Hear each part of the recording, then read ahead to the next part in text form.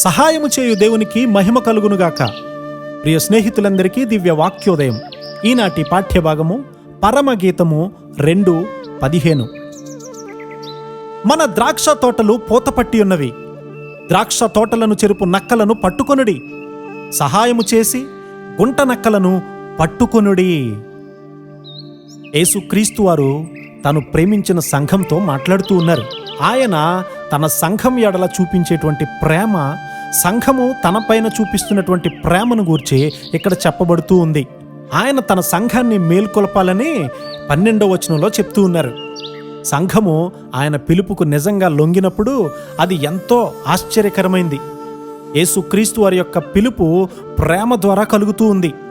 నీవు నేను ఆయనను వెంబడించినట్లయితే ఎంత గొప్ప కార్యాలు చూడగలం. దేవుని చిత్తాన్ని వెంబడించే వారి జీవితంలో నుండి అల్పమైనటువంటి కార్యాలు రావు. నీ ముఖాన్ని మరుగు చేస్తూ ఉన్నావా? నీ ముఖము నాకు కనపరచమని దేవుడు చెప్తూ ఉన్నాడు కదా. ప్రార్థన స్వరము చాలా ప్రీతికరమైనది.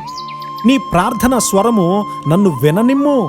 ఒక సహవాసంలో ఉన్నటువంటి ఒక వ్యక్తిలో ప్రార్థన చచ్చిపోయినప్పుడు అతని జీవితంలో చలికాలం ప్రారంభమైంది. చలికాలంలో సమస్తము చచ్చిపోతాయి. మన హృదయంలోనికే ఈ నక్కలు వచ్చేసాయి. అవి యేసయ్యకును నీకు మధ్య వచ్చాయి. నీ గమనమును తిప్పివేసేటువంటి తలంపులు, కోపంతో కూడినటువంటి ఉద్రేకాలు, ఇతరుల మీద నేరాలు మోపే మాటలు, ఇవి నీవు దేవునితో కలిగి ఉన్నటువంటి సంబంధాన్ని త్రెంచివేస్తాయి. నక్కలు నీ ఆత్మలో పడుకునున్నాయి.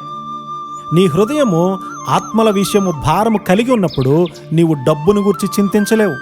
కానీ ఆత్మల విషయమైనటువంటి ప్రేమ తగ్గిపోయినప్పుడు లోక సంబంధమైన వాటి మీద ప్రేమ హెచ్చుతుంది. యేసయ్య కొరకు మండుచున్నటువంటి హృదయాలు కలిగిన వారే మన భారతదేశాన్ని మార్చగలరు. ధనాపేక్ష అనేటువంటి గుంట నక్కలు నీ ఆత్మను తినేస్తూ వస్తున్నటువంటి సంగతి నీకు తెలుసా? హృదయంలో గుంట నక్కలకు స్థలమే ఉండకూడదు. గుంట నక్కలను పట్టుకొనుడి. అవి మీ హృదయాలను పాడు చేయడానికి ప్రయత్నం చేస్తూ ఉన్నాయి. ద్రాక్ష తోటలను కూడా పాడు చేయడానికి ప్రయత్నిస్తూ ఉన్నాయి. విశ్రమింపవద్దు. ప్రార్థనలో ఎక్కువగా కనిపెట్టుము. గుంట నక్కలను పట్టుకొనుము. అట్టి కృపాధన్యత దేవుడే మనకు అనుగ్రహించునుగాక. ఆమేన్.